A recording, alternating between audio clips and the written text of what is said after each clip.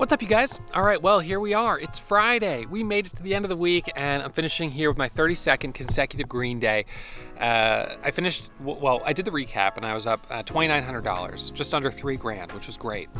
The stock that I traded this morning, SRNE, then broke through the VWAP to the downside, then ripped back up, and I actually got back in right around 6 for that final squeeze. I was looking for a move up to 650, and I stopped out. So I'm actually up only $1,500, but I'm still happy with that. It's a green day, and I guess I gave into FOMO a little bit, jumping back into it. But one of the rules that I have is that I have to walk away if I've given back half my profit. And I knew that I had stopped out for a loss. I checked to see where I was at, and I was like, oh, up only $1,500. That's a bummer. Not what I wanted. But, it's better to walk away green than to try to push my luck and keep trading. And then next thing I know, at 11:30 or noontime or 1 in the afternoon, I've blown my day and I'm in the red. It's just not worth it. I think it is sometimes worth it to continue trading when you're seeing hot momentum, but you just always have to have that line in the sand. It's, and I talked about during the recap today, the difference between leaving money on the table and giving back profit. And I left a little money on the table. Then I got back in to try to capture what I thought was some more opportunity. And then I gave back some profit. So it's part of trading, sometimes that we can underestimate how strong a stock will be. And then by the time we're like, okay, I'm going to jump in this is ridiculous. Well, then it's extended and your entry's not dialed in. So I think it's okay to sometimes, take those stabs on stocks as they're getting extended, because sometimes they just keep ripping and ripping and ripping, but you have to go in with that safety net of a stop. You can't just jump in and then say, I'm going to hold this, and if it doesn't work, I'll just hold it till it comes back, because just like that, you give back a morning of profit. So I did give back a little bit of profit today, but I'm still happy with $1,500. It's my 32nd consecutive green day. And starting on June 1st, we're going to begin summer school, right? That's going to be the first day of summer school for my Warrior Pro students. So that means starting June 1st, we'll do the watch list, live trading, and then right after live trading and recap, we'll go into the classroom, which is the separate room for pro students. And that's when I'll teach each of the classes from the starter and then the pro course. So I'll be reteaching all of the classes this year. And we've got the coupon code SUMMER40 that you guys can use to save 40% on your education. Join us for summer school. And that'll certainly stop a lot of us from over trading, because, right at about 11, we'll be starting class each day. But there may be some days where we are half watching a stock as it's ripping up, and it becomes a good case study for whatever we're talking about on that particular day. So, I think that we'll continue to see some really good momentum. The market has been super hot, and today, Friday, it's ending with SRNE up over 100% as of right now. So I'm impressed. It's been a terrific week. $25,000 on Wednesday was definitely the high water mark. Tuesday was sort of the low, and here Friday finishing with a respectable green day, but no home run trades, which isn't surprising considering SRNE was the one I trade the most, and it's 127 million share float with just lots of institutional traders trading it, plus the $250 million offering that was announced yesterday. I was skeptical on it, and I'm honestly just happy to be finishing the week in the green, because right out of the gates, with BLIN and SRNE both dropping, I was like, I don't know, this might not end up being a very good day, but pulled it together, got some nice trades, got up to $3,000, gave back a little, but trying to be grateful and say, hey, I'm walking away with more money than I had an hour and a half ago, 2 hours ago. I've done a good job. Is it as much as I could have possibly made? No, but when you think of things like that, everything is going to look like the glass is half empty, and so you got to just be grateful for what you have, not overstay your welcome too much, and if you do start to, step back real quick before it gets worse. All right, so that's it for me. Enjoy the recap today. As always, questions, comments, leave them down below. And I'll see you guys probably over the weekend. I'll jump on and do a couple live YouTube, Facebook Live. So tune in and comment, say hello if you see me streaming. All right, see you guys on Monday morning. Bye, everyone.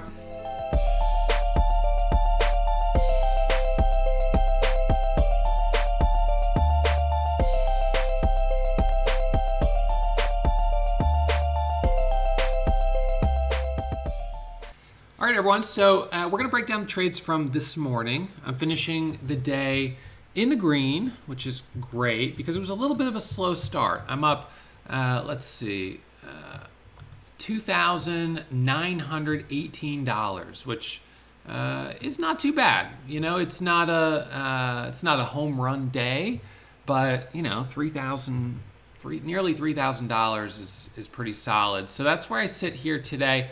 I'll just put this up here for right now. And my metrics on the month up through yesterday, this is where I was sitting, 10 green days into the month, and today's now the 11th green day. Great day on Wednesday, 25,000 grand. That was $25,000. That was awesome. Tuesday was not great. Tuesday I actually went red and had to trade until about 12:30 to get myself back to green. And this morning, I was afraid that same thing was going to happen. So right out of the gates this morning, my first trades were on BLIN. And although it made a nice move, I ended up adding for the break of 3, and that resulted in giving back profit. And then I bought a dip, and I lost on that. And so I'm actually up only $253 on BLIN. My next trade was ACB, which was 169. And so after these two trades, I was only up about $400 on the day. And that was as of 10 of 10. So by the way, I sit right now at 74,000 on the month in gross profit before today. So after today, I'll be at about 78,000 in gross profit. So kind of, heading towards that 100K mark. And the profit loss ratio, average winners have been $568. Average losers, just $360. My biggest winner is $15,000. My biggest loser is $1,500. Average trades, 3 to 5 minutes long for winners and losers. I've taken a total of 200 trades here so far in the last 10 days, so averaging about 20 trades a day. So I'm trading a little bit more, but of course that's the right thing to do when the market is hot, and it is hot right now. So this morning, and I do still like SRNE in a way, back over 511. My last trade was along on this dip right here, and then I added right up here, and then I stopped out for a small loss right there. It's still technically holding the 470 mark, which was the level on the 1 minute that needed to hold. But, I cut the loss, and that's because I added right up here, and so I brought my cost basis up by doing that. So this morning when I was sitting down right around 9:15 to do my watch list, I saw that BLIN was our leading gapper, and SRNE was the second leading gapper. So SRNE, as you can see here, nice pre-market chart, pull back and move higher, but 127 million share float. And yesterday, news out that they were going to sell up to 250 million shares. So offers up to $250 million worth of, not 250 million shares, $250 million worth of common stock under no obligation to sell any shares and can suspend the offer at any time. So that's an offering. All right. Now, this is something that we've seen in some of these stocks where they, put out news of an offering, and then the next day they've got great news right here, and all of a sudden the stock goes up. Is that so they can sell shares? I don't know. It makes you wonder. Yesterday, AKER put out great news in the morning. The stock pops up, and then in the afternoon they do a secondary offering. Did they know before they put out that news that they were going to do a secondary offering in the afternoon? I don't know. It feels like as retail traders, we're the ones that, just get kind of kicked in the teeth. And this is a great example of why you can't hold and hope that things will go back, because sometimes this will happen and then you're really stuck. So you've got to be quick about taking the profit and cutting the losses, at least in my opinion. So anyways, BLIN and SRNE were the two leading gappers this morning. But SRNE right out of the gates, I said I didn't really want to trade because, of course, the float was so high, but also with that news headline, I was just a little bit concerned about whether or not it was going to just work. I was just concerned. And it ended up popping up to 450 and then flushing back down before, opening back up. So I ended up not focusing on that and instead focusing on BLIN, which was gapping up 100% with the 2.8 million share float, has 28 million shares of volume right now. and had some headlines, had a nice pre-market chart here with a high about 250, and then it popped up to 264. So this to me looked good, and right out of the gates, I hesitated a little bit. I think this morning I was a little bit just not sure what I really liked, and so I was just stumbling a little bit. But my first trade out of the gates was a long here for the break of the highs. I got slippage. I ended up getting filled at like 75. So I had a bad entry. It pops up to 85. I took profit. I got back in at 90. It pops up to 93 and then drops, and I stopped out for a loss. I then bought a dip, which didn't hold, and then stopped out for a second loss. So I made probably like $800 and then lost 600. So not a great start. And immediately I was like, okay, I need to see where I'm at. Now, for the last 32 days, one of the biggest changes that I made was not looking at my P&L while I'm trading. So I don't see the running total up here, and I don't see it down here, but I will sometimes click to see where I'm at. So I was like, ooh, I'm only up $250. Okay. All right, I better go slow. I wanted to know if I was red, and I was like, okay, I'm not red, so that's good. And I thought for a second, you know what? Maybe I should stop here. Maybe I should just stop here. I'm green, and clearly BLIN is weak, and at the same time, clearly SRNE was weak. So that was the moment where I sort of thought, is this the place that you should stop? Because if I go red today, I've had 31 consecutive green days before today. If I go red and this is the market that we're in, there may not be anything that I can bounce back to get green on. Now, if I go red out of the gates and we continue to have momentum, I can probably get back to green. But if I go red and then things just slow down and everything is fading, I might not have a good chance at getting green. So I sat tight for a little bit, and ACB popped up. This one was a setup that I didn't trade here. I wasn't looking at it. And right here I was watching, but I was a little nervous. And then what I ended up doing was buying this dip right here with small size. It flushed down to about, the low of this candle I think was like 65. And I jumped in at 70, and then it pops back up here to 10. So with small size, I had a small profit of $170, $169. So, starting to make a little bit more on the day. And then SRNE at about, what time was this? About 9:52 came up to the volume weighted average price. And I took two trades on it. First, I was long at 15, and it hit only a high of 17, and then it dropped, and I was back out break even. So I was like, that's not great. And then I got back in, and almost the same exact thing happened. I got out that time for a 1 cent loss. And so I was like, where am I sitting? And I saw I was up $1 exactly, $1 even on the stock. So I was like, I don't know. It then pops up and breaks through 25 and squeezes up on this candle here to 24. So it pops 24, pulls back, then it pops 25 on that candle. And then right here, it broke over 25 and taps 30. And that's when I decided to buy at 30. I was like, all right, I'm going to get in at 30. And then it popped up to 40. So I was like, okay, that was a nice trade. Then I got back in at 40, and it pops up to 45. So I was like, okay, good. Then I got back in at 48.50 for the break over the $0.50, and it popped up now to 60.70, all the way up, as you can see here, to 5.05. Then it does a pullback, and I bought that pullback, and it rips up to the high right here. So I had a couple false starts on it, but I kept going for it, and it ended up giving me, as you can see here, $2,400 of profit, almost $2,500.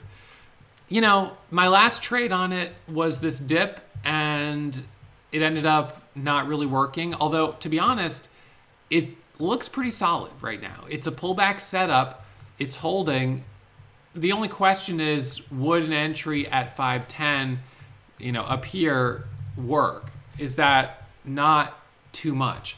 And is it possible that we will get news at some point this morning that they've raised X amount by selling at the market, and that, I don't know. I don't think I want to overstay my welcome. It's Friday. It hasn't been an amazing Friday. Not that $3,000 isn't great, but it's been a little choppy and was a slow start. So I think my instinct here is just to take the profit off the table, lock up 30-second consecutive green day, and then just come back on Monday for the new week ahead. And the risk is maybe I'm leaving a little money on the table by not considering taking a trade up here. But, remember, you've got exposure risk. So if I take a trade right now, whatever, for the period from the moment I take the trade until I sell, I have that exposure that if during that time news comes out, the stock could drop, get halted going down, and now I'm holding, even 2,000 shares. If this dropped $2 a share, God forbid, because it had bad news, I'd lose $4,000. And 2,000 shares is a small position. So, it's that question of would I rather leave a little money on the table or, potentially give back profit. And actually, I did give back profit on my very last trade. So we can look at that here. The last trade that I took on this, let's see, let me pull this up. So on the last trade, I bought this little dip. And that was right here. So where was that? So I guess it had already pulled back. Yeah, it had already dropped to 70. And then I was looking to try to get in on a dip because I thought now it was maybe starting to do an ABCD pattern. I recognize that this red candle was almost a bearish engulfing candle. It was not a strong green candle by any means, but I was kind of like, if we can do an ABCD setup, we might actually see a move back to the highs. So it pops up here to 08, and I'm like, no, I don't want to buy this breakout. This is a little premature. I want to let it pull back. So it's going to flush down here. Let's watch it break 90. And it's actually going to have kind of in like one candle, a quick flush down to 88. So right here, I said, I'm going to take a starter of 2,000 shares. My stop is 70. 470 is my stop. All right, 470 is the low of this pullback right here. I have 467, but that was from something I was looking at pre-market. So 470 is actually my stop. And I said, I'm starting with 2,000 shares. If it comes down to 480, I'll buy another 2,000. If it comes down to 473, I'll buy another 2,000, but my stop is going to stay at 470. So once I'm in full size of 6,000 shares, potentially on the dip, then I'm looking at maybe $600 of risk. All right, so I've got my starter here at 90. It does go a little lower, and I'm like, okay, this might give me the chance to add. So I put the order. I've got my hand on the buy button. I'm looking to see if it'll do a quick flush below 80. And it ends up not doing that. That right there was the low. It then comes back up. So I actually set a stop at 73, and I set a buy order at 77. So the reason I did that was I thought, with the stop order, if I look away and it flushes, I'll get stopped out. And this has got so much volume that even though I don't usually like to use stop orders, I didn't really mind using it. And it's a small position for me, relatively speaking. I wouldn't use a stop order on like 20,000 shares or even 10,000 shares, but on 2,000, it was fine. So put the stop order, and I also put the order to buy at 77, thinking that if it flushed and dipped, maybe it would just pick up my shares and then pop back up. But that doesn't end up happening, so I leave that there for a little while. It doesn't dip. It curls back up. And then I adjust the stop order to 77, which I thought was the proper stop. Even though 70 is the place I want to definitely not be holding, if I set my stop at 70, that's where people are probably going to be also selling and shorting. So it's better to probably sell just a penny or two higher. So stops at 71, and as it comes back up here over 5, I'm waiting for this candle to close on the 5-minute chart. Now, this is the current time, 10:33 and 48 seconds. So this candle still has each 5-minute closes at the 5-minute spot on the clock. So the market opens at 9:30. First 5-minute candle closes at 9:35, 9:40, 9:45, 9:50, 9:55, 10, 10:05, 10:10, 10:15, 10:20, 10:25, 10:30. The next one's going to close at 10:35. So in approximately 47 seconds, right? So I want to let it close because I want to buy the candle that breaks this for a potential ABCD pattern. Now, it's not a perfect ABCD pattern. It's a little premature. But, the stock has kind of been strong, so I don't want to underestimate what it might want to do. So this candle has about 20 seconds left on it. I'm looking for it to break. And right here, the candle's going to close. So right now, the candle's closing, and I'm looking to add shares for the break of 510. Watching, I see all that volume, and I'm like, I'm in. So I just added 6,000 shares now for the breakout. My cost basis has moved up to 502, and when it fails to break, it hits 10, there's a 70,000 share seller, it fails to break, and I was like, okay, well, I'm gonna set my stop. First I set it at break even, and then I was like, no, don't set it at break even. Let's set it more like at $5. So $5 is my stop, and I'm like, oh boy, man, this is gonna come stop me right out. But, at the same time, with an 8,000 share position, I'm really only risking, $200 for the potential that if this rips through 15 and 20 and 25, that I could make $1,600. So the risk reward ratio is still good, and I cut the loss right there at 5. Market order, hit the bid, and I'm out. It's a marketable limit order. It's a limit order 5 cents below the bid, which essentially is a market order in this case. So that was my last trade, and that was where I was like, okay, I'm done. I'm throwing in the towel. I am technically giving back a little bit of profit on the last trade, but I don't want to overstay my welcome. CHK, nice. This is a energy stock. It's got a lower float because of reverse splits. It's had a bit of a history of making some bigger moves, but good for you guys who have traded it. The halt time, let's see, CHK. So the time of the last print was at 10:58 and 44 seconds, 45. So resumption would be 11:03 and 45 seconds if it's a 5-minute long halt. SRNE here breaking the low. That is, as you can see, a bearish drop.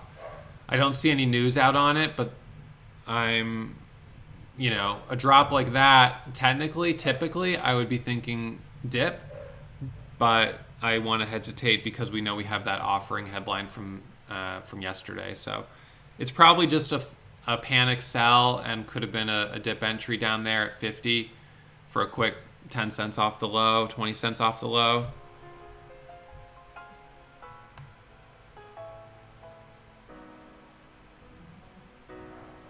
So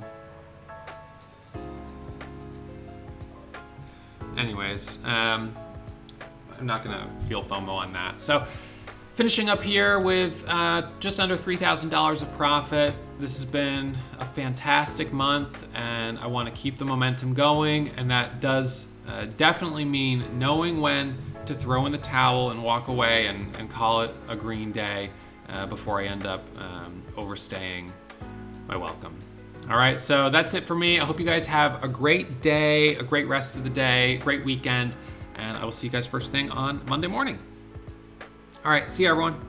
Hey, have you seen my most popular video on YouTube? It's got over 5 million views. You can check it out right here, and check out one of my other videos on YouTube right here. I hope you guys enjoy, and as always, if you have questions, leave them down below in the comments section. I personally respond to every comment that's posted.